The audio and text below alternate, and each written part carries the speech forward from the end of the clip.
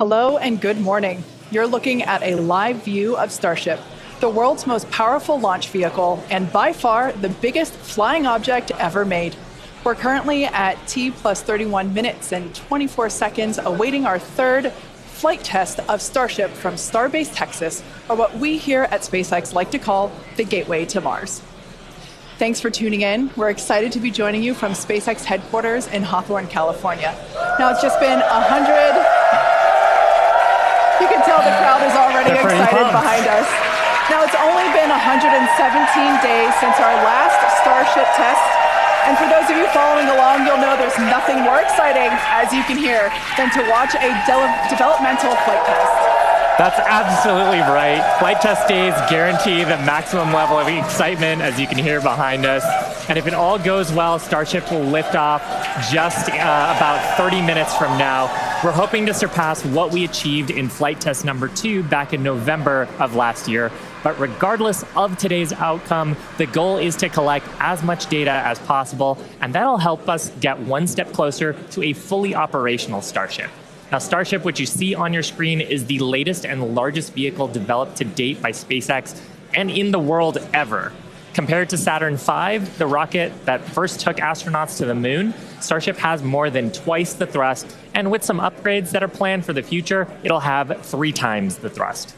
Starship will allow us to fly the heaviest payloads ever flown, land humans on the moon again after more than a half century, and ultimately fly humans further into space than ever before, even to Mars.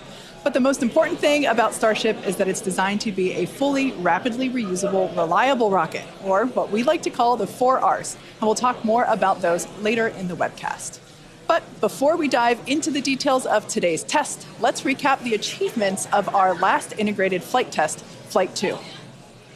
All 33 Raptor engines on the Super Heavy booster started up successfully and, for the first time, completed a full duration burn during ascent.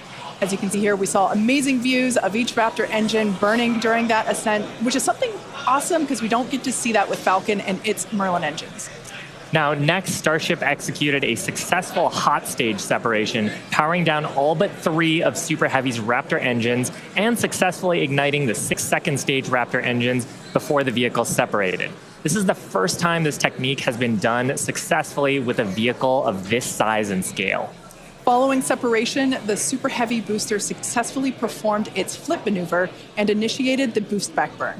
However, about 30 seconds into that burn, it experienced a rapid unscheduled disassembly, or RUD. That's SpaceX speak for an exciting end to the booster's journey.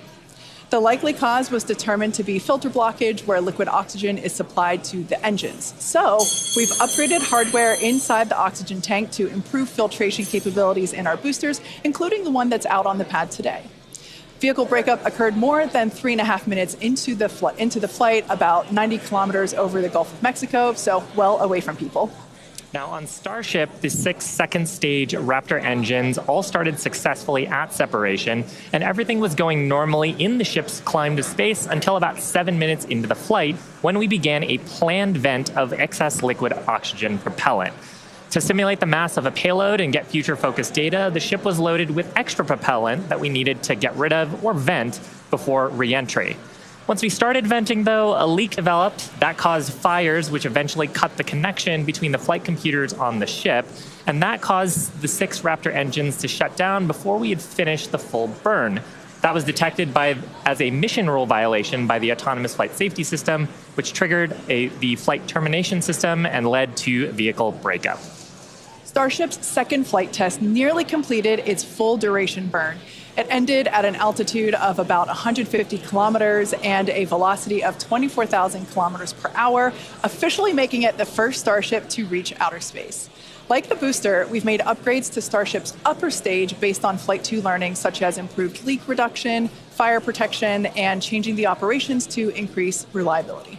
Now, back at the launch site, the new water-cooled flame deflector and other pad upgrades performed as expected, so the pad required minimal post-launch rework.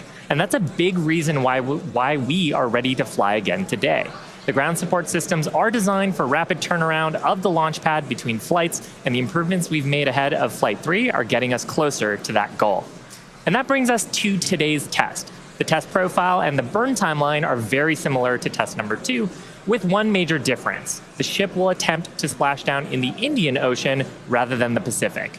This puts us on a steeper trajectory than past flights and lets us test capabilities that we'll need for the future, like lighting a Raptor in space while maximizing public safety. So let's take a closer look at the flight test profile. Now, about 26 minutes from now, Super Heavy will ignite its 33 Raptor engines and lift off from Starbase. About 3 minutes into the flight, Super Heavy's booster will separate from the ship in SpaceX's second ever attempt at a hot stage separation. That means it'll light its engines while still attached to a partially lit booster. The ship's engines will then remain lit for about 6 minutes during the ascent before entering a coast phase. Next, the booster will perform a flip maneuver and execute a boost back burn, which, if you recall, is where Flight 2 Super Heavy experienced a rapid unscheduled disassembly. We're hoping hardware upgrades made for this flight will get the booster closer to executing a landing burn in the Gulf of Mexico. In the meantime, Starship will coast for about 30 minutes at altitudes between 150 and 235 kilometers, and the ship will attempt to fire a single Raptor engine for our first ever relight of a Raptor engine in space. And from there, the ship will head toward its destination, splashdown location in the Indian Ocean. Again, if we get past a successful stage separation and a full ascent burn with the upper stage, it will be at an added altitude and trajectory below orbital, meaning Starship won't have to fire its Raptor engines for a deorbit burn, and it will naturally come back into the atmosphere no matter what. Now, meanwhile, the Super Heavy is going to attempt a landing burn before splashing down into the Gulf. And while we are going to practice a landing, we aren't planning to recover any of the hardware from Super Heavy or the ship on this flight. Now, with the exception of Falcon, this is no different from what happens with most rockets flying today that are expended or fall into the ocean after they complete their mission. Eventually, though, we will land and recover Starship boosters and ships, just as we do with Falcon 9 and Heavy boosters, where we recovered 283 to date. Starship's rapid reusability is key as we begin missions to the moon and beyond.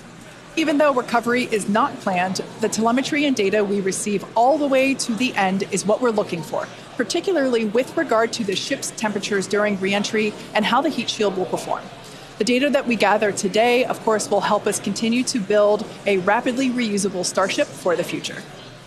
Now, much like our first 2 flight tests, today also still just a test. Our goal is to gather data to continue iterating and ultimately improve Starship.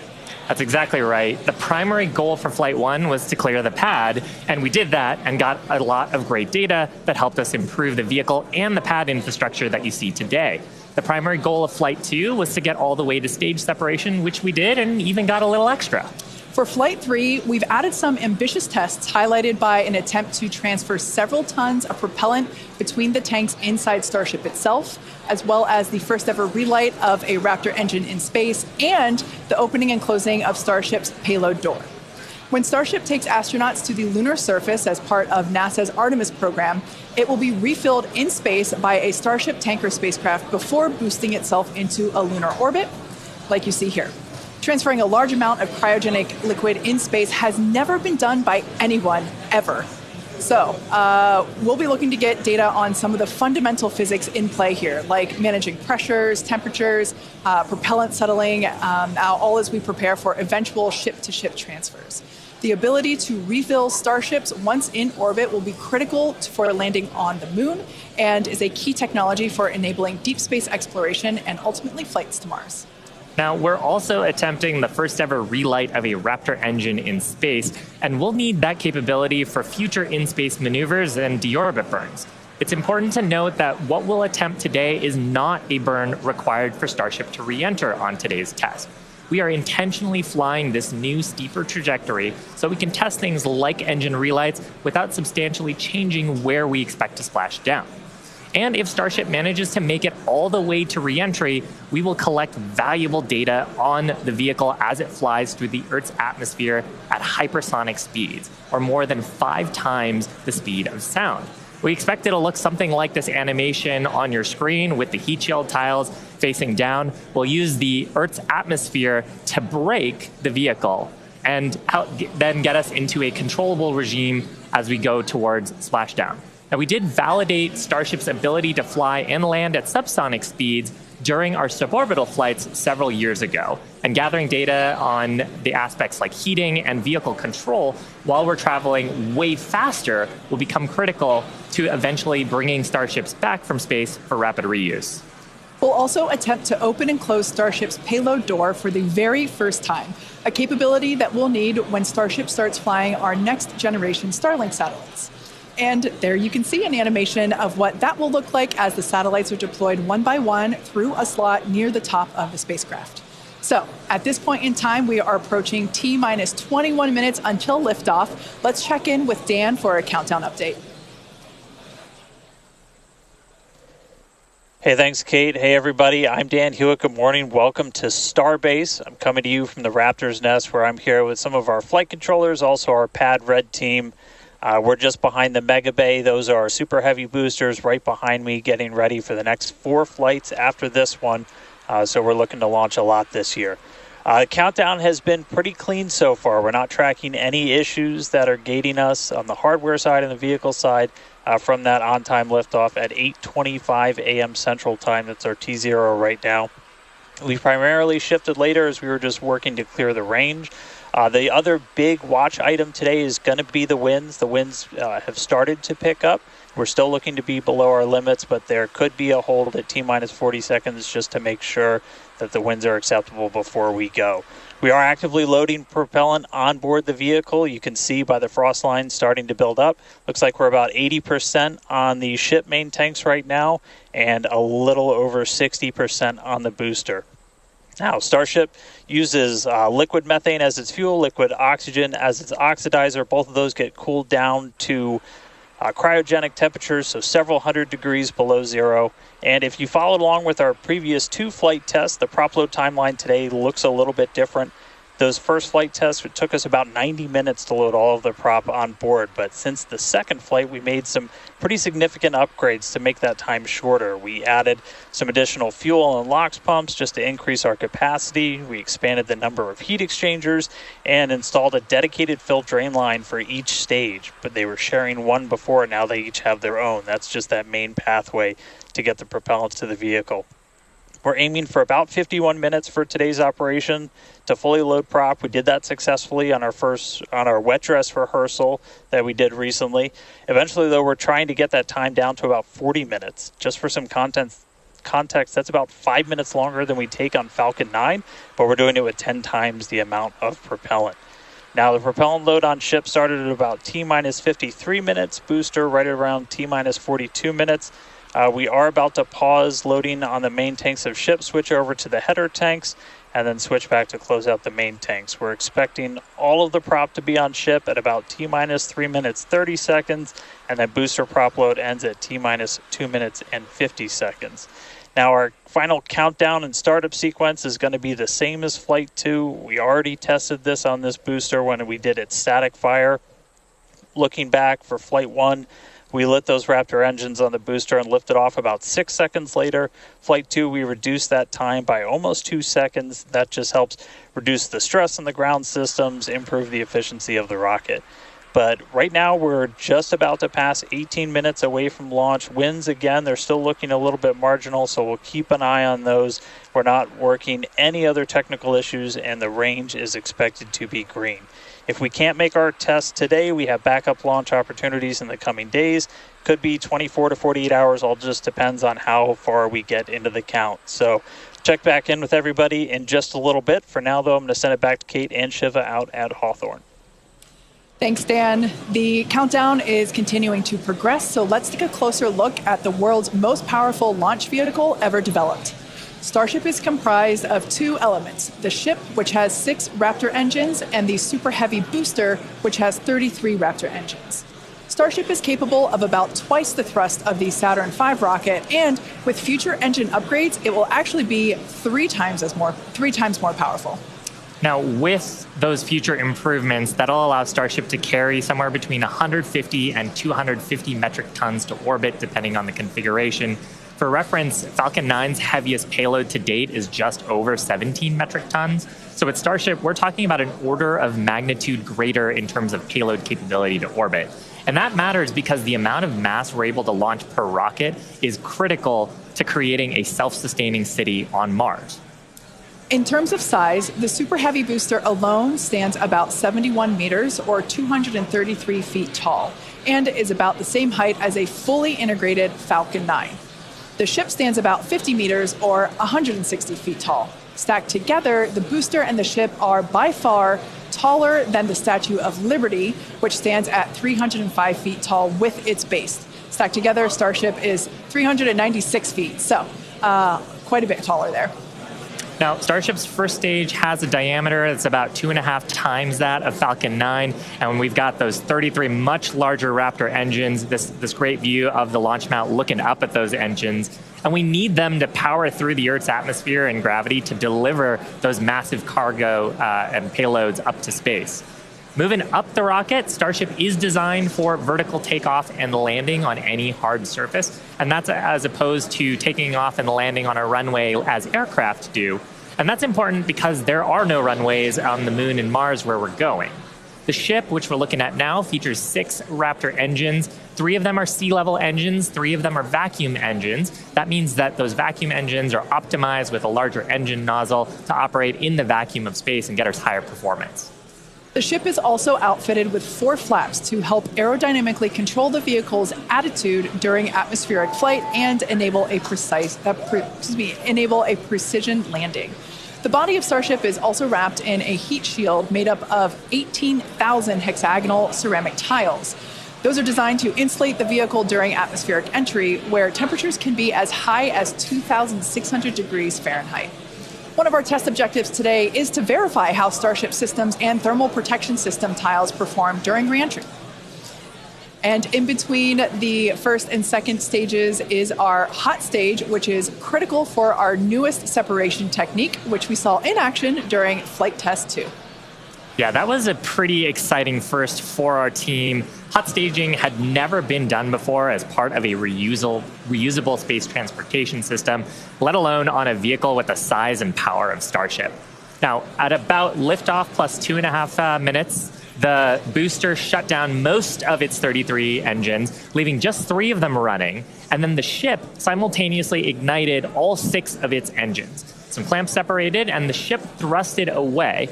That was the first in-flight test of the heat shield, and we were able to gather a ton of valuable data about hot staging. We maximize the vehicle's performance by leaving 3 first-stage engines on, so gravity can't rob us of precious velocity, or at least not as much. Hot staging also helps to ensure the ship's liquid propellants are at the bottom of the propellant tanks, which is where we need them to be in order to quickly light the ship's engines. It also reduces risk at stage separation because it creates a passive staging system so that physics will be doing the work instead of mechanical parts pushing the 2 stages away from each other. Ultimately, hot staging could increase Starship's payload to orbit capacity by 10%, which directly translates to more payload and more people to the Moon and Mars. Now, the first stop will be the Moon, and the SpaceX team has been hard at work proving out all of the systems necessary to make that possible. Critical systems for propulsion, life support, and even the elevator that you see here, which will take crew and cargo from the Starship hatches down to the lunar surface, are currently in development. And the data that we gather from each test flight helps inform their design. Here we've got a photo of some of the mock-up suits that are used to demonstrate the range of mobility that astronauts will be expected to have. And we were using these to do human factors demonstrations and figure out the layout of the elevator. So all awesome development work for a future moon mission. Super cool. Now, SpaceX will perform 1 uncrewed demonstration flight before NASA's Artemis 3 mission, which will be the first human surface expedition since 1972. After those first expeditions, we'll be ready to fly more people along with everything it takes to build a moon base. There's so much to look forward to. It's incredible that humans are finally going back to the moon. You couldn't have said it better, Kate. And the moon is just the proving ground. It's just the start. When the time comes to make the leap to Mars, everything ramps up by orders of magnitude. The logistics of supporting an entire city on Mars are daunting and will require millions of pounds of cargo flown from Earth and spread out over thousands of launches. And today's flight test is one more step toward that ultimate goal. We're currently at T minus 11 minutes, 47 seconds. Let's check in with Dan once again for a countdown update. Hey, Kate. Still good news from down here at Starbase. We're not tracking any technical issues that are going to block us to a launch. Our T0 time still holding to 8:25 a.m. Central, so just about 11 and a half minutes from now. The real thing we're going to keep an eye on is the winds once we get there. We do have that potential hold at T minus 40 seconds where we can hang out and either let winds die down, make sure we're in the right structural limits, everything like that. So don't be surprised if we do a hold at T minus 40. We've done those on previous flights, but we are not tracking any technical issues. The range is going to be green for launch, so all that really great news. We're still loading propellant on the vehicle, on the ship. We're just about done loading the header tanks, the two smaller tanks in the top, and then we'll go back to the main tanks. They're about 85% full, and then booster, both fuel and LOX over 80%. So looking good there. The launch pad itself is getting ready for liftoff. We commanded the booster hold downs open already about 20 minutes ago or so. And then that just means that once that rocket has sufficient thrust to overcome its weight, your thrust to weight ratio goes over 1, it's going to lift off. We don't have a command to actually release the hold downs once it starts up. Just also a reminder, actual liftoff happens a few seconds after you see those engines ignite. So you'll see fire, and then a few seconds before Starship really starts to take to the skies. Our range team just going to keep on making sure land, sea, air are all clear as we really count down. But that's the latest. We're just coming up on 10 minutes before launch. Everything looking good for Starship's third test flight. It's also back to you guys in Hawthorne. Great, thanks, Dan. Now, if you've been following SpaceX over the years, you've no doubt heard us talk about our goal of full and rapid reusability. Nearly all of the Falcon boosters flown last year and this year have been reused, or as we like to say, flight proven. We've landed Falcon 9 and Falcon Heavy boosters 283 times since first doing so in 2015. And with Starship, our mission is to take reusability even further by reflying both stages with little downtime between flights. And we plan to fly as often as possible. As we mentioned earlier, rapid and complete reusability is critical to enabling routine spaceflight. The team at Starbase has been hard at work developing and manufacturing the hardware that will ultimately take humans back and forth to the moon and Mars. Now, even though we are not recovering Starship today, test flights like these provide the critical data that we need through every phase of flight. And that data informs future missions and gets us to that future where Starships are being recovered and rapidly reflown. Our teams are also working on the ground systems that will support rapid reusability. When we start recovering Starship boosters, we'll want them to return to the launch site for a quicker turnaround, as you can see here depicted in this animation on your screen. This is when the tower reveals its dual purpose. After launch, the arms or the chopsticks on the tower will help guide the booster into position to ensure a soft landing. Now, if you're thinking that this sounds hard or even impossible to do, well, that's the inspiration for naming them chopsticks. Some of you might recall a little film called The Karate Kid, where Mr. Miyagi famously taught the main character, Daniel, that if he could catch a fly with chopsticks, he could accomplish anything. Now, today we do have 4 ships and 4 Super Heavy boosters built, with more coming off the production line as our Star Factory continues to grow. These vehicles are slated for future flight tests just like today's, and in fact, just this week we static fired our next ship that's planning to fly and expect to test the booster as soon as the launch mount is free from today's flight test. Now, as a reminder, today is still just a test. While we really hope to get our splashdown location in the Indian Ocean, but any data received will help us improve. It's the third of many future flight tests for Starship before it becomes fully operational. And that's the goal of flight tests. They teach us about the limits of our design and improve our understanding of the vehicle, and ultimately help us make Starship more reliable and rapidly reusable. So whatever the outcome and however far we get, we can promise excitement. And things look like they are moving fast at Starbase, and that's exactly how we like it. Yeah, Rapid exactly. Iteration is a key of SpaceX. Yeah, we've done it with all of our major innovative advancements, including Falcon, Dragon, and Starlink. We believe that if you're not failing, you're not learning and improving the design. Yeah, many of the innovations that we've developed have come from our failures, and they teach us how to avoid the perils of spaceflight. It's a tough business. But all of this testing, all of the iterative design allows us to make the design better and better to do some of the great accomplishments with reflight that we've had so far.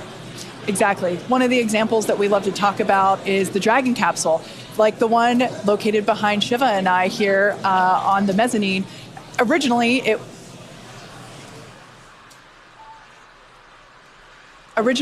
was not designed to be reusable. We wanted to prove the initial design, and then when we brought Dragon 2 online, we had to do a lot of corrosion analysis based on flights that had splashed down and analysis on hardware received there. And now our Dragons are reusable and also rapidly at a much rapid pace than they used to be. Yeah. So, I mean, great learnings from our original Dragon to our new crew and cargo vehicles have directly improved the operations, and they've helped us change our understanding of what's possible when it comes to rocket and spacecraft reusability. Now, we're just under T-minus 6 minutes, so I think it's another good time to check in with Dan for the rest of terminal count. How are we looking, Dan? Thanks, Shiva. We're looking good. 5 minutes, 35 seconds, and we're counting down. We are just about at closing the prop load sequences on booster and ship. Just a reminder, ship we're going to close out at around 3 minutes and 30 seconds, booster at about 2 minutes and 50 seconds. Once all of that prop is loaded on board, we'll have about 10 million pounds of propellant on both stages of Starship. Now, after that happens, we'll go through a couple of different procedures with the ground. We'll do what's called pushbacks, clearing out the lines between our prop farm and the vehicles themselves before we get to launch. And then in the next few minutes, we'll get the final guidance system alignments, some final thrust vector control on the booster checks, and all that will be performed. And again, if we need to hold, we have a hold gate built in at T-minus 40 seconds where we can hang out. It sounds like today we'll have about 15 minutes to hold at T-minus 40 if we need to. If we hit that right now, it looks like the most likely reason would be winds. We're not tracking any technical issues to our T0 at 8:25, just about 4.5 minutes from now. So, I mean, everything's really looking good. The booster's almost at full frosty, so we'll see that close out in just a couple of minutes. But we're getting really close to flight, guys. The excitement is definitely growing here in Hawthorne, SpaceX headquarters. There is a large crowd gathering. You might hear them cheering occasionally. Now, Dan mentioned a good point about the holds. We have an opportunity to today hold for a few minutes. And this is a really cool thing about Starship. And we don't have this opportunity with Falcon or Falcon Heavy. Up until the T-minus 40 second point, aborts are just holds. So anything that would trigger an abort prior to T-minus 40 seconds becomes a hold. So that's a really cool feature to allow the team to wait for final checkouts or assess prop levels, engines, avionics, vehicle pressurization. It's really helpful to ensure a liftoff. Yeah, and that's something that is very different from Falcon. I'm sure people have watched our launches, and then we get right down past prop load and then have to scrub because of weather or scrub because of an issue on the vehicle. And we don't have the same constraints on our propellant and our system with Starship, which gives us more availability in the window. And sometimes that's all you need. Sometimes the winds dip just enough where you can launch the rocket safely. And otherwise, if you didn't have that ability to hold a few minutes, you might miss that window and then have to recycle to another day. Yeah, exactly, which is kind of like today. Like we mentioned earlier, winds are the thing that we are watching, so good news there. So we are still continuing to progress. We're looking at liftoff in just under almost 2.5 minutes from now. Super exciting. Like we said before, there's nothing more exciting than watching a test flight for a developmental program, and that's where we're at today. And like we talked about, we have some really ambitious goals for today's test. But really, the point of today's test is to try to get as much data as we can so we can inform the next iteration of the design of Starship, work those things into flight test number 4 and new objectives there that'll eventually get us to that glorious, rapid, reusable future that we so badly want. Yeah, for flight 1, we wanted to clear the pad, and we did. For flight 2, we wanted to get through hot staging separation, and we did. So today, we want to get even further than that and collect as much data as we possibly can. So with all that being said, we're going to check back in with Dan to take us through the final 2 minutes of terminal count.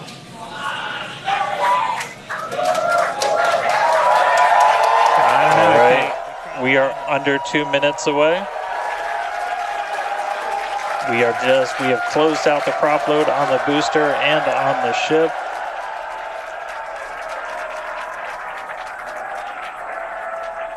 And we're starting to hear some good news that it looks like winds are not going to hold us up, so there's a good chance we blow right through that 40-second hold. So we're about 1 minute and 20 seconds away. Just walking you through one last time, we're going to see the engines ignite about 4 seconds before we hit our T0. They're going to ignite in 3 different banks. You'll get 13 of the inners, 15 of the outers, and then the last 5 ignite just 2 minutes before T0. And then after that, the quick disconnect will retract. The engines will start to throttle up, and then we'll see liftoff about 1.5 seconds after T0. So we're under 1 minute away. Don't be shocked if we hold at 40 seconds before, but it sounds like the winds are cooperating today. And we'll be able to move right past that, not tracking any other technical issues that could hold us. Proceeding past our QD vent gate.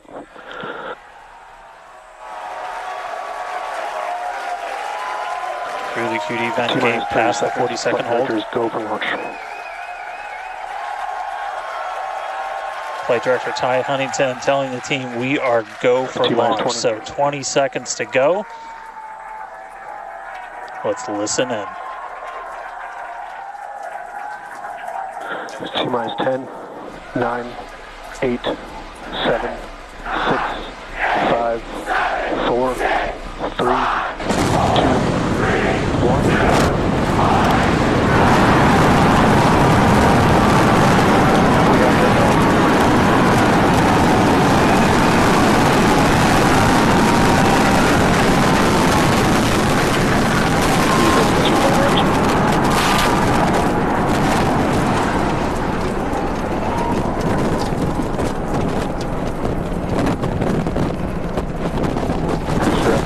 Nominal.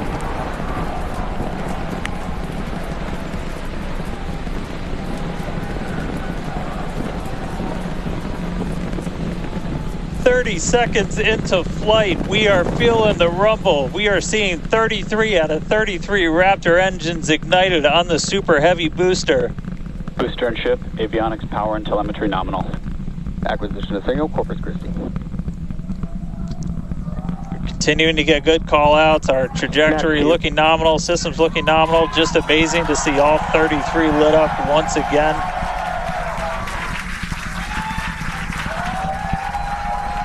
At this point, we've already passed through max Q, that maximum dynamic pressure, and passing supersonic, so we're now moving faster than the speed of sound, getting those onboard views from the ship cameras.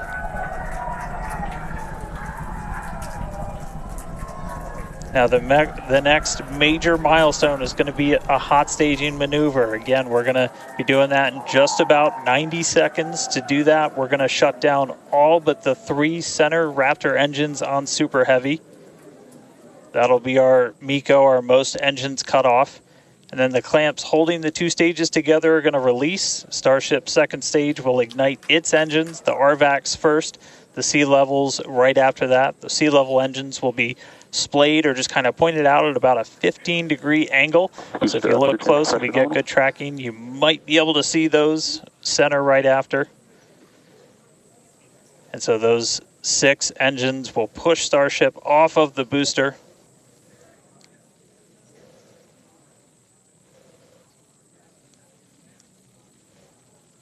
All right, counting down now. We're going to be coming up right at around the 3-minute mark on that hot staging maneuver. Again, we'll see the booster engines start to shut down. You'll see all but 3 lights go out in the middle. And then we'll see the engines ignite on ship, pushing it away. And that will start carrying the ship into space.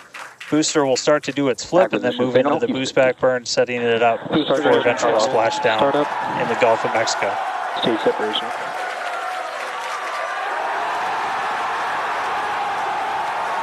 Boost back startup.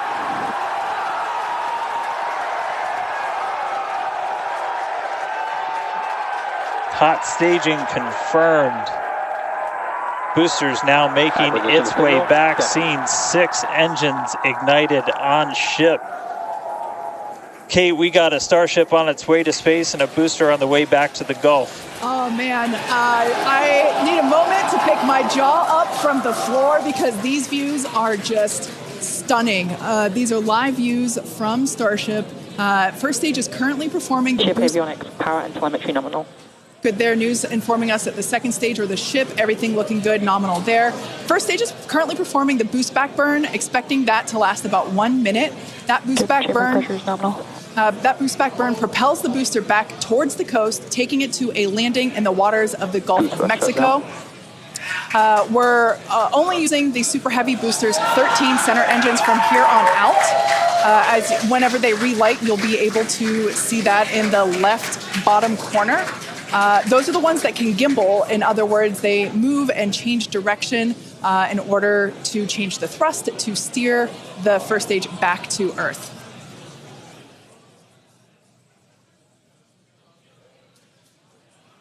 Wow, these are just incredible views coming to us. Everything is looking good for both the first stage on the left-hand side of your screen or the Super Heavy booster, as well as on the right-hand side of your screen, that is Starship, or we also refer to that as the ship. Now, the boost back burn was the first of 2 burns required to return it to Earth. The next one will be the landing burn, where all 13 center engines will initially ignite and then transition into a 3-engine burn to help slow it down. Now, just as a reminder of the stage 1 test objectives, we're looking for controlled ascent, which we have so far. Stage separation, which gorgeous, we cruised right through it, as well as on a nominal trajectory. Good news there telling us that the path that Starship is on is good. Now, Starship's second stage is still firing its engines, and as you heard, following planned flight path, the ship objectives, we're looking for hot staging, again, cruised right through that. We're looking to demonstrate controlled ascent as well as orbital insertion. Now, the bottom right-hand corner of your screen shows the ship engine graphics, so be sure to keep an eye on those. Yep, Kate, this is just a phenomenal test so far. Super Heavy is performing beautifully today. It's on its return leg of the journey. Ship continuing to burn its 6 engines, those larger circles, the Raptor vacuum engines, the inner circles, the Raptor sea level engines. We're about 30 seconds away, just under 30 seconds away from the start of the boost back burn. The landing burn on the booster. You can see the grid fins rotating. Those hypersonic grid fins are guiding us through the atmosphere back towards our splashdown site. Again, we're going for a splashdown, a soft splashdown. So for landing burn, we're going to expect to see the 13 center engines light, rapidly bring down the booster's velocity, and then just the 3 in the center for splashdown. Let's see if that'll work.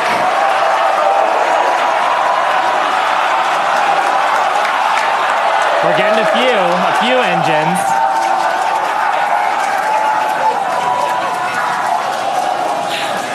And acquisition of signal. Let's see if we can get some other video of that. Now, this is a test objective today. It is still something that we're attempting to learn. And to make it that far, to demonstrate the controlled re-entry up to that point is pretty darn good. Ship continuing to look nominal with its ascent burn. This burn lasting about 6 minutes total. And we're expecting that this burn will end just after T+8 minutes, about a minute from now. So far, though, I mean, congrats to the team. Making it this far is farther than we've gone. Absolutely. On Flight 2. Just wonderful views and great engine performance from the vehicles.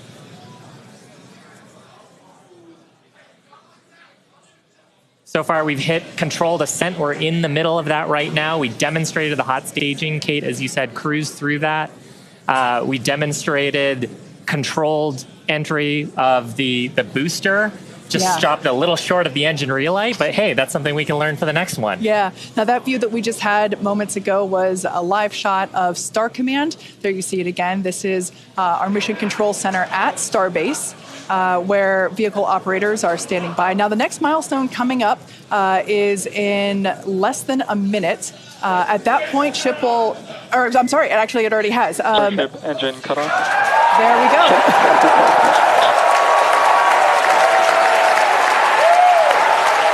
As you heard there by the call out and from the crowd behind us, Starship normal orbit insertion.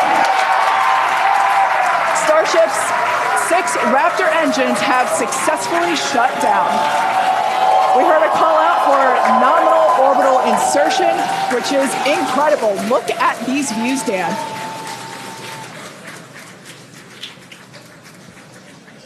I'm just completely blown away right now. What a day. Congratulations to the entire SpaceX team. I mean, this flight pretty much just started, but we're farther than we've ever been before. We've got a Starship not just in space, but on its coast phase into space. Just to recap where we've come, and it's only been 9.5 minutes. How has it only been 9.5 minutes? We lifted off right on time at 8:25 a.m. We didn't have to hold at our gate at all. We had 33 out of 33 Raptor engines open up and light and get us through a nominal ascent. Another successful hot stage. All 6 engines on the ship propelling us into orbit. We did see what looked like a nominal boost back burn. And then we did make it all the way to the landing burn this time. Didn't light all the engines that we expected, and we did lose the booster. We'll have to go through the data to figure out exactly what happened, obviously. So be on the lookout for information about that. But wow, a ship in space. We've got a bunch of, as we said, ambitious objectives ahead of us. Over the next couple of minutes and pretty much over the next hour, where we're going to we've got the ship in space. We're now going to take advantage of this and try and learn as much as possible about some of the other systems, including that first ever Raptor relight in space. So it's just going to be incredible. So all of that still to come. The mission just started, but wow, what a liftoff! What a hot stage! What an amazing sight to see Starship there in outer space. I can't believe we're seeing it in space. This is awesome. Wonderful. Now, we are going to be coasting for the next about 30 minutes or so. We'll be back around the T plus 40 minute mark. And that'll be Starship continuing to coast, hit those ambitious test objectives, and then continue on to re-entry. We're not totally sure what video that we'll get, since that normally comes to us as we overfly ground stations, and we don't have a ton of those along our trajectory. But as we have video, we'll be sure to bring that to you. Starlink may be able to bring us additional communication paths today that will allow us to talk to Starship through re-entry with no communications blackout period. It's a possibility, but either way, we will be live for all of today's milestones. And of course, when we do have views, signal, Puerto Rico. especially like the ones that we have now, which I just cannot get over. When we have views, we will be sure to bring those to you live. But no views or no views, we'll see you back here at T plus 40 minutes. Pez door is opening. And there we just heard call it that Pez door is opening, so that's great. First test. Yeah. One of our test objectives today is to open and close that Pez door. That's where we will deploy Starlink satellites from in the future. So great news there that test that test objective is already underway. So come back here, stick around till T plus 40 minutes for coverage of Starship's deorbit burn demonstration, followed by its reentry and what is sure to be an exciting splashdown.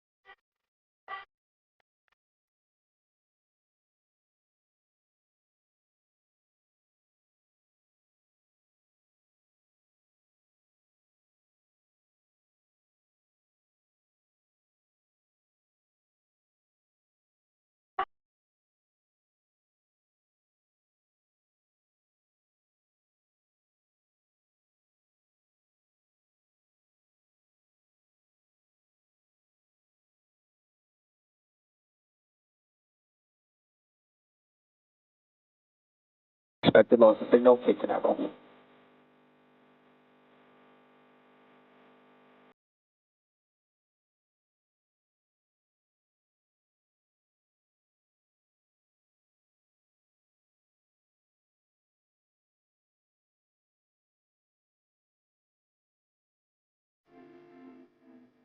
Tense trigger.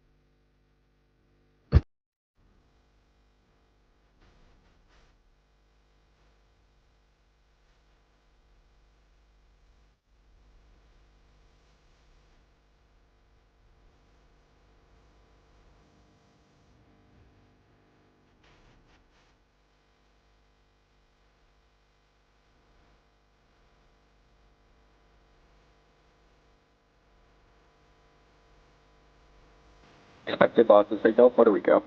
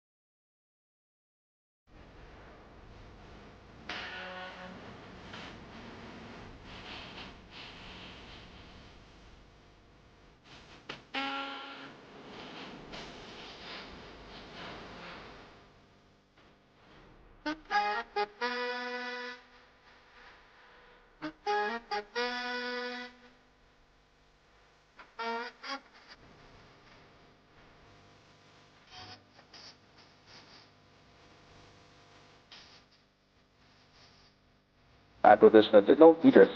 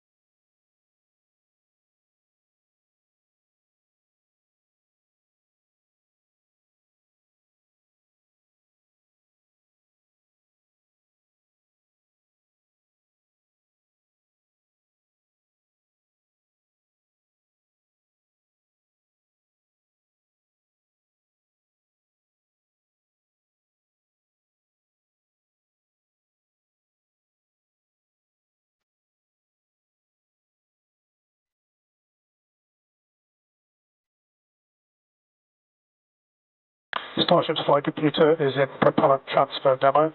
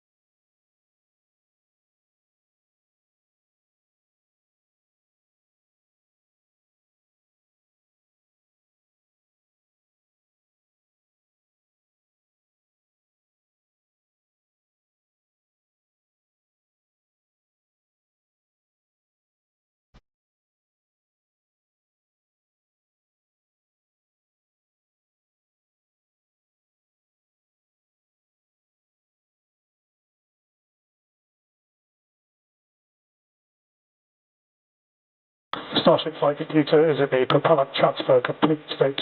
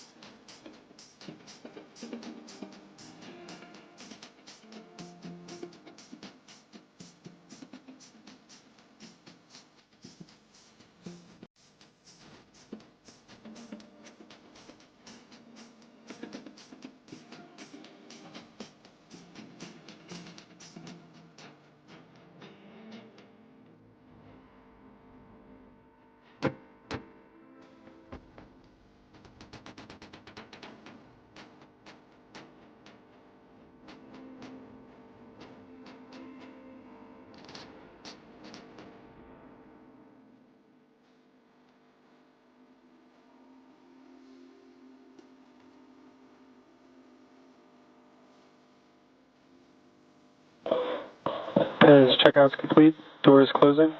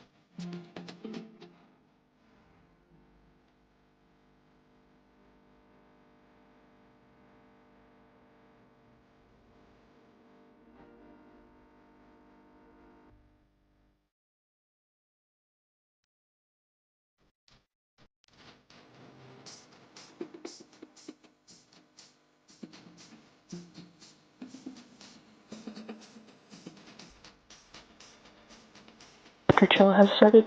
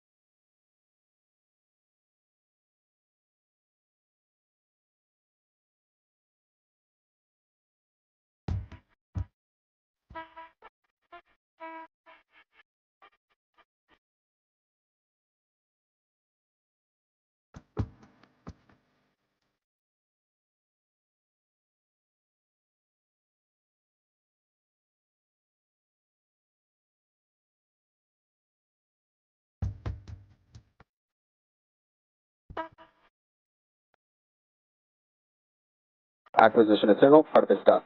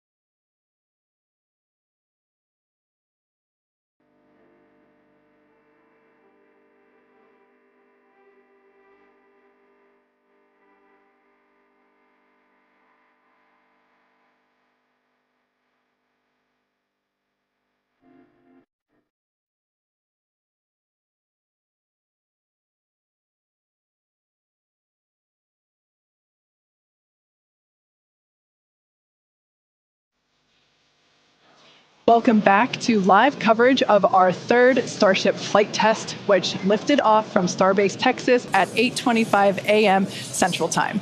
Our main objective today was to get through all of our ascent burns and collect as much data as possible, including a potential Starship entry.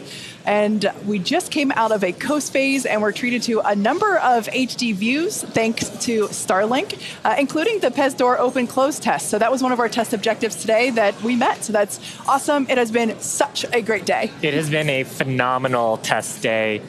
Just to see booster lifting a Starship to ascent, ship completing its ascent. Just a wonderful day. Kind of to recap the objectives a little bit. Booster completed its ascent, ignited its 33 Raptor engines. We demonstrated a successful hot staging for the second time.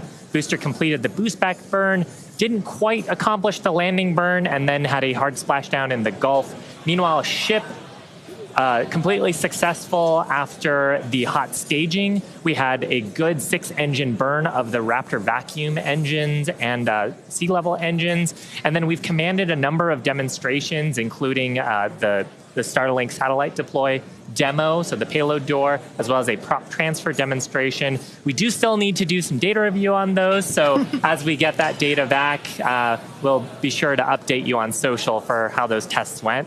We are coming up on our next major milestones, which is an in-space relight of our Raptor engine for the first time, followed by re-entry and then landing in the Indian Ocean. Incredible.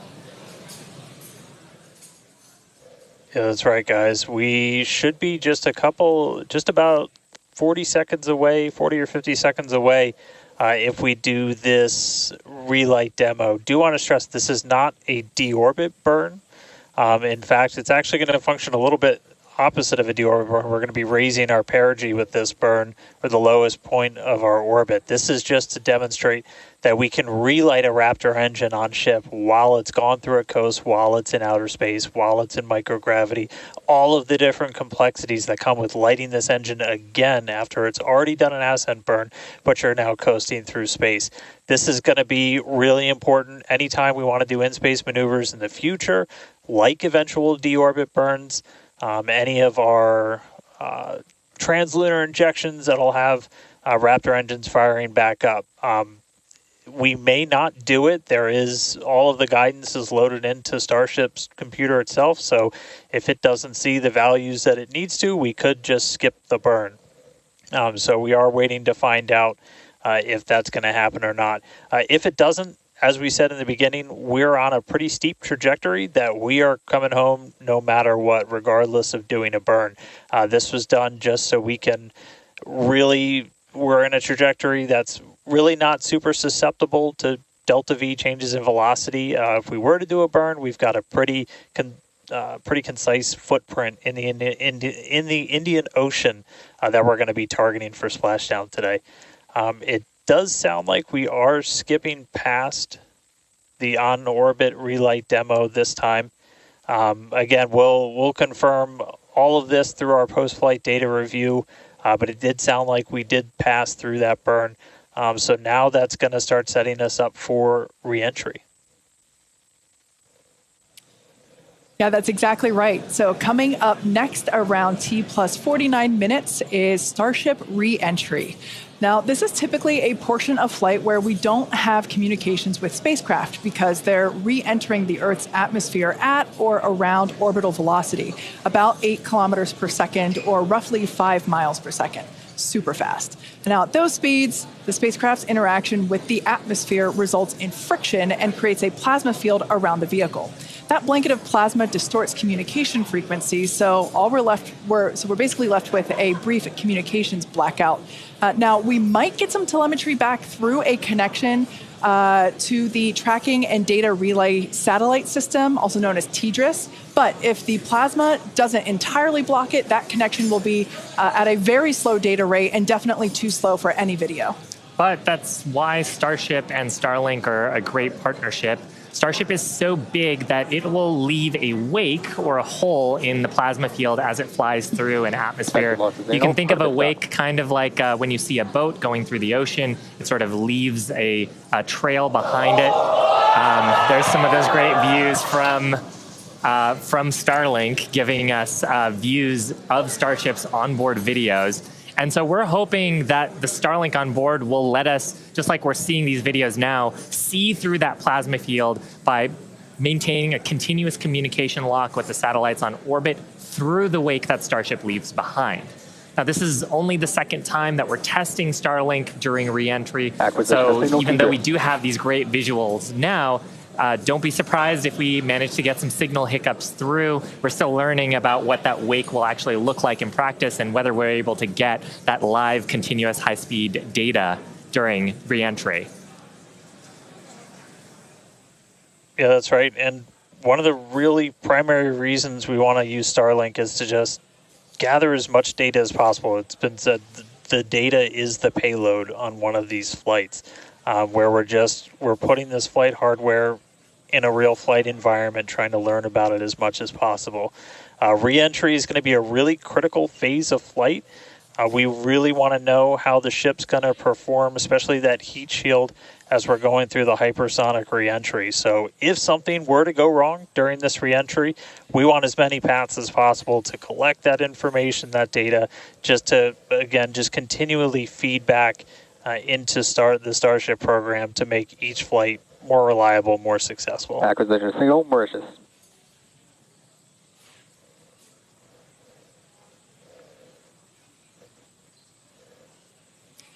Now, if Starship manages to make it all the way through re-entry, we'll collect valuable data on Starship flying through the Earth's atmosphere at hypersonic speeds, meaning more than 5, or at this point, will be more than 5 times the speed of sound. Now we're watching these live views, HD views by the looks of it, thanks to Starlink.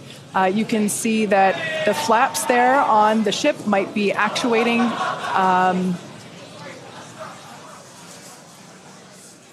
Certainly some incredible visions of planet Earth behind Starship.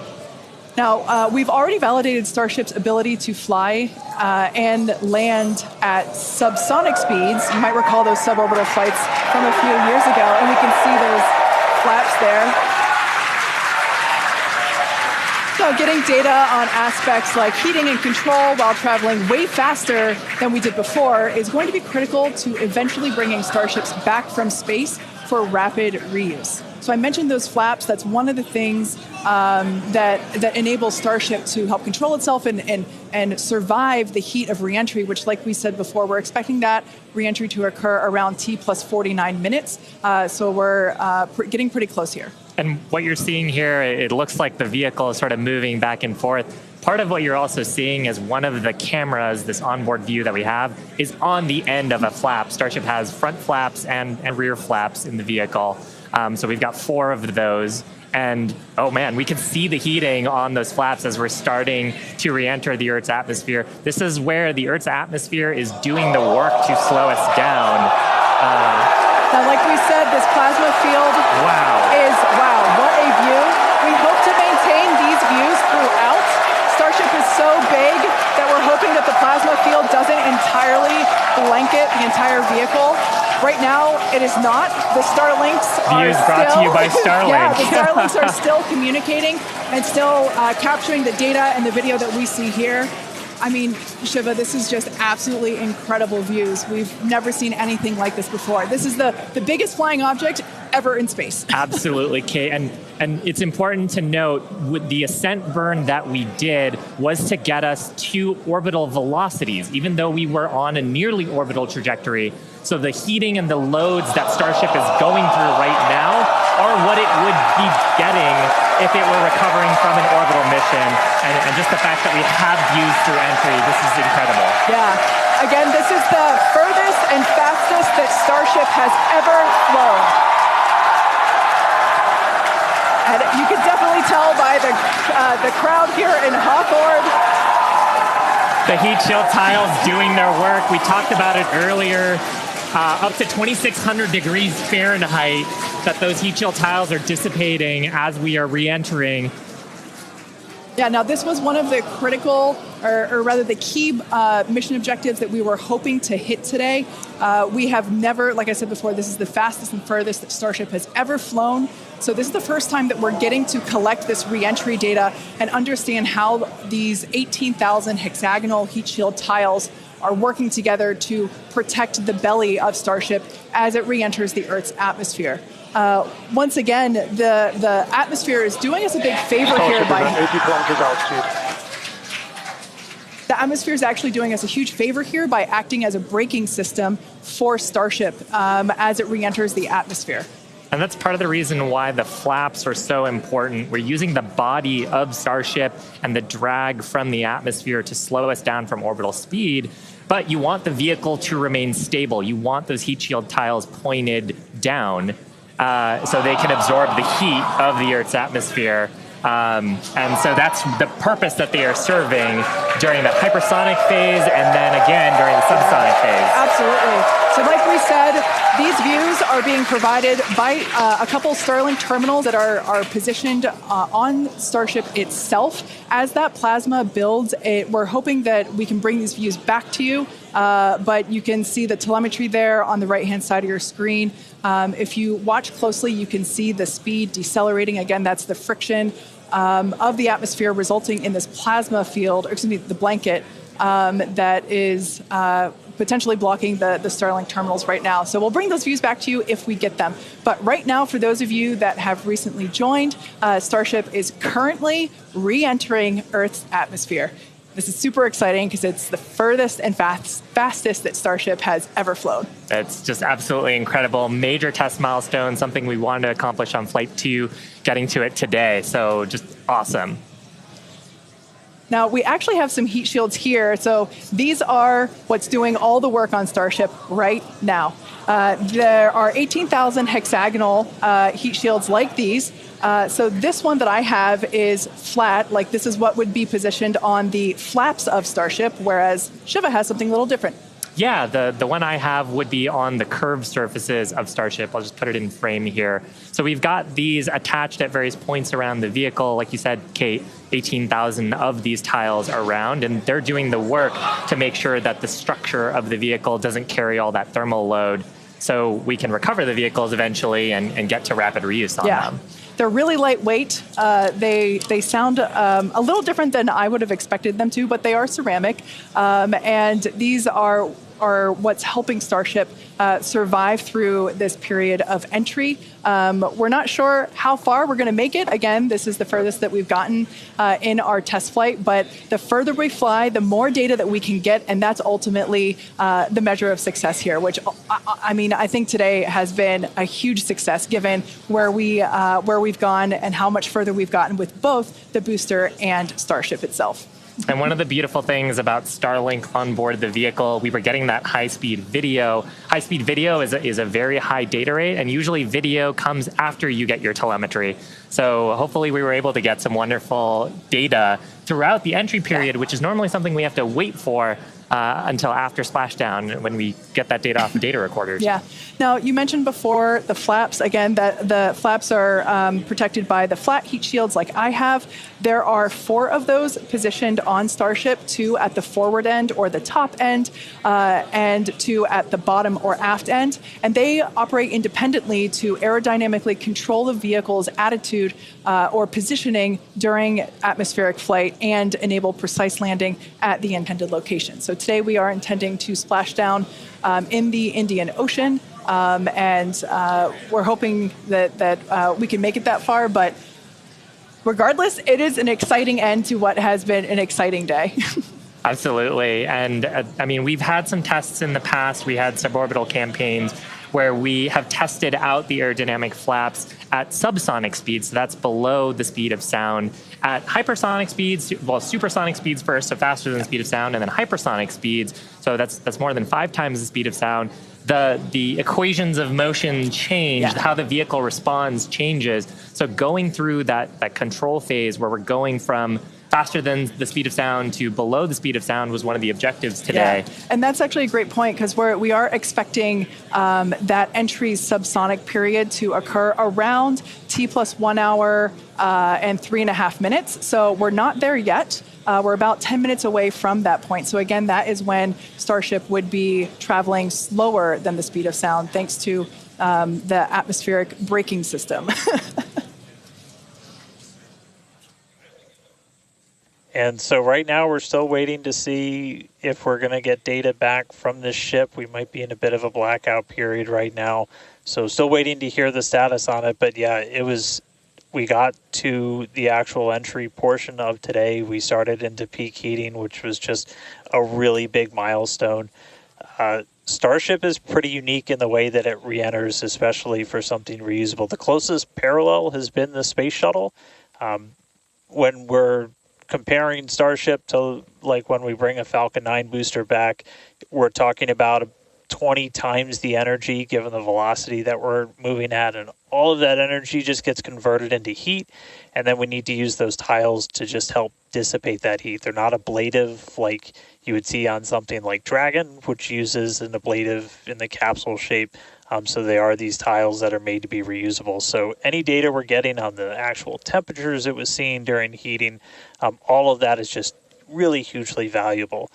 Where Starship is really unique is, and Kate and Shiva have talked about it a couple of times, is once we're through this kind of hypersonic section and we get down to the subsonic. And that's where we really learned a lot and proved that Starship's really just its basic shape could work. And we did that during the suborbital campaign. Again, if you compare it to the shuttle, which entered, it had the wings. It had a similar heat shield system, but it had wings, and then was almost flown like a glider once it re-entered and was down to those subsonic speeds. With Starship, we're not doing that. We're just coming straight down. We'll hit terminal velocity, which with Starship is around 200 miles an hour, and then we use a flip maneuver to ignite those engines, do a landing burn, and then touch down on the ground. So you don't need a runway. We're doing that, again, designed because when we go to the moon, when we go to Mars, there's not going to be a runway there for us, and so that propulsive landing is going to be really important. This is an animation of pretty much what we were just watching on actual Starship video, which is pretty incredible. But we go through peak heating. One of the benefits of today's trajectory, actually, we got closer to what the heating profile will be on just a normal mission when you compare it to our previous flights, which were headed out to Hawaii. So we go through peak heating, and then we hit subsonic, and then Starship splashes down in the ocean. Again, we're not doing a landing burn on this flight, and we're not expecting Starship to survive the impact. We're not going to be recovering any of the hardware. For now, though, we are just still waiting to see if we're going to get some signal back. We're currently at a loss of signal with Starship. Don't know for sure what its status is, and so we're just continuing to listen in. But it was pretty incredible seeing the flaps really do their thing to maneuver the vehicle as it's moving through hypersonic. One of the big trade-offs between something like Shuttle and Starship is wings can be pretty heavy. And so if we can really demonstrate that Starship's controllable through that hypersonic regime when you're coming through the atmosphere, 25 times the speed of sound, you can save a whole lot of weight by not having really big wings. So super valuable to get this data, super valuable to then figure out what we're going to do on our next test flights. Dan, you'd brought up a really interesting point, too, that for on shuttle, you are gliding in, going back to a runway. On Starship, because we're landing vertically, we are basically coming down, and then we've seen this during the suborbital campaign. We're not going to see it today, but during the suborbital campaign, we did the flip maneuver and then light our engines for a landing burn. And that's also really important for some of our other terrestrial destinations, that we don't have as much of an atmosphere on Mars. There is pretty much no atmosphere. There's some great views from our previous test campaigns of a landing burn and upright landing. But on the moon, there is no atmosphere. On Mars, the atmosphere is extremely thin, so you actually need some other sophisticated techniques that other landers have used to land there. And so this vertical landing technique is really important to landing on destinations like those, which is ultimately where we're trying to go. Yeah, absolutely. So we hope to demonstrate that landing in future missions. That wasn't one of our objectives for today. We wanted the ship to focus on opening and closing, the first demonstration of opening and closing the PEZ door, which is where we will deploy Starlink satellites from in the future, as well as gathering data on how the heat shield tiles performed during the entry period. And so far, all of that has gone really well. So overall, it's been pretty great. And it's great to see how those initial tests that we performed a couple years ago for those high altitude tests allow us to see what those will look like in the future. But this piece that we're doing today of, okay, if we are coming back from orbital velocity and we're going through that entry period, that is the missing piece, right? We already figured out how to land once the ship gets to a certain velocity or altitude, and it's really this piece that we were trying to figure out today. How do we get Starship to survive orbital velocity atmospheric entry? And we hope to find out soon. Yeah, I mean, we talked about rapid iteration and how we do design. Part of our philosophy is testing early and often and trying to test in a way that is as flight-like as possible. But there's only so much you can do in a chamber where you're trying to simulate the atmosphere in a laboratory. So there's nothing quite like when the heat shield tile hits the atmosphere in flight to gather that wonderful data and prove out some of the analyses and probably teach us a bunch of things that we didn't quite get right. For sure. And obviously, for those of you that have been watching along with us, those were incredible views to see of that entry period where we saw the heat generating because of friction as the belly of Starship was making contact with the Earth's atmosphere, and that resulted in some plasma. So as Dan said before, we believe that we're in a bit of a blackout period at the moment. We are expecting the vehicle, if it's still alive, we would be expecting the vehicle to be approaching subsonic or slower than the speed of sound speeds in 3.5 minutes from now. So if it's still up there in one piece, it still has a way to go. We're not there just yet. But we saw that plasma field building up around the exterior, which can blanket the entire vehicle as it does with all of our Dragon missions, and we're at a loss for telemetry at that point in time. Yeah. So Dan's seen a lot of those with Dragon missions that he's supported. Yeah, absolutely. And we are hearing through some of the telemetry that we did. It did look like we lost Starlink and our TDRS data flow at the exact same time. Now, if both of those signals are cutting out at the exact same time, that could mean we lost the ship. It has been several minutes since we've gotten any data from Starship. We are waiting just a couple more minutes just to see if we can get any additional confirmation, but that is one data point that we're tracking, and that could indicate that we had a loss or a breakup of the ship during that reentry. So might not make it all the way to splashdown today, but we were able to get through the early phases of reentry, hit some of that peak heating, which was just really incredible to see a Starship coming back from space after getting all those views from space for the very first time. So we'll just keep on listening in on the loops here, see if we hear anything over the next couple of minutes, and that might bring a close to a pretty successful day so far. So again, we did lose the TDRS. That's the tracking and data relay satellite. That's the satellite system that pretty much every spacecraft operating in orbit right now will use to get data. We were able to get some signal through that, and then we were also getting data back through Starlink. Live view here of mission control down at Starbase. So these are all the folks who are experts on the various different systems, taking a look at the live data that we did have. Probably in mission mode still, Yeah, but absolutely. It would be so tough to stay focused with what an exciting day we've had today. Yeah, to quote Monty Python, I'm not dead yet. We don't know, as Dan said. We did lose connection with TDRS, which is the tracking and data relay satellite system, and Starlink at the same time. So it is a realistic possibility that we lost Starship, which honestly was always on the table. We didn't know how far it was going to get. The further we could fly and the more data we could collect was always the biggest win. And so regardless of, if we did lose the vehicle and we are not able to, make it all the way to our intended splashdown, note that we weren't intending to recover this vehicle, either vehicle, the Super Heavy booster nor the Starship. We weren't intending to recover either of them. They were both going to basically hit at terminal velocity and break up upon contact with the surface of the ocean.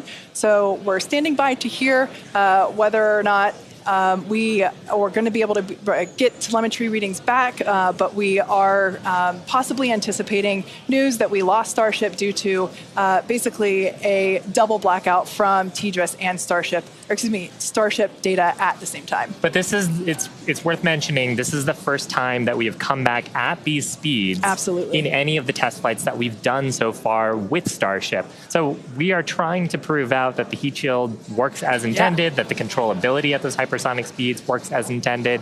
So if we were able to get back any data on that, that means the next version, what happens on flight 4, 5, 6, is going to be better.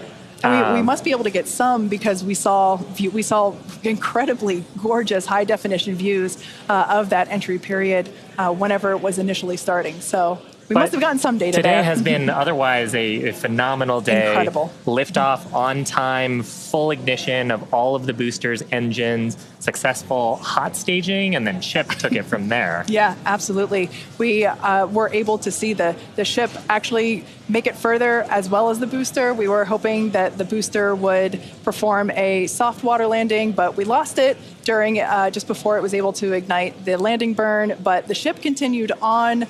We saw all six Raptor engines on the ship ignite and then shut down for second engine cutoff. And we saw some amazing views as well, and it's just been certainly a day that I will be taking many screenshots and using them as my computer desktop background for, until the next Starship launch. When we get even better views, I'm sure. Exactly. And we also hit a number of our other ambitious test objectives. We had a chance to at least initiate the commands for a propellant transfer demo within the vehicle. This is something that Starship's going to have to do in the future, and these sort of transfers haven't been done at this scale before, so that's a first as well. We also were able to demonstrate that the payload door functions. And we got to see that, and so those commands were sent. Again, data review to come and make sure that everything performed as expected, but that's going to be critical to deploying payloads in the future once Starship becomes operational. So a number of test objectives hit, much more accomplished than Flight 2, and making steady progress towards a fully, rapidly reusable, reliable Starship. Absolutely. And hey, Kate, and hey, Shiva, we were just hearing on the loops, we are making the call now that we have lost Ship 28. So as we were possibly expecting, we lost the data a couple of minutes ago. We haven't heard from the ship up until this point, and so the team has made the call that ship has been lost. So no splashdown today, but again, just it's incredible to see how much further we got this time around.